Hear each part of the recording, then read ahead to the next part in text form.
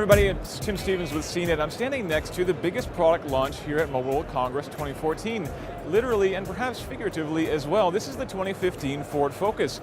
In 2012, Ford sold over 1 million of these things, making it the best-selling car in the world.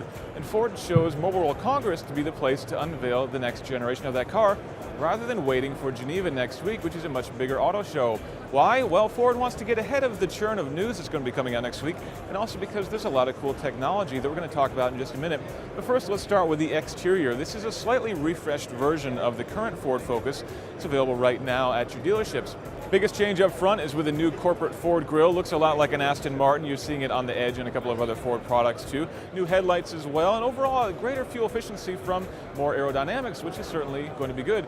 But the biggest change in fuel efficiency will come from the 1.0-liter EcoBoost engine. We've seen that in the Fiesta. It's going to be coming to the Ford Focus as well, only with a 6-speed manual transmission. We're told it'll be only with a 6-speed manual in the US as well, which may make some US buyers a little bit cautious. Some bigger changes on the inside, so let's take a look in there. Inside we have a revised layout that's a little bit cleaner, a little bit nicer than before. Not radically different, but it is improved. We've got a larger display here in the center for the MyFord Touch interface, as well as the new Sync interface, Sync 3.0, which has some nice improvements. The UI is a little bit cleaner. Biggest changes are in the navigation system. The interface is much prettier. We've also got the Michelin guide built in, so you can get some restaurant reviews there. We've also got an integrated rear view camera, which is now standard. Plus, it's got cameras pointing out the sides that will tell you if you're backing out of a tight parking spot, whether or not you maybe need to wait a few minutes for some traffic to go by.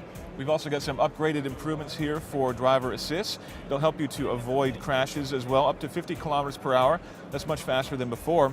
It can also swerve around other cars automatically. Before it would just stop, now it can actually drive around them for you. So if you're not paying attention, this might just save your bacon. It can also parallel park itself, and it can perpendicularly park itself as well, which is new, and it'll even back itself out of parking spots, which is also something new.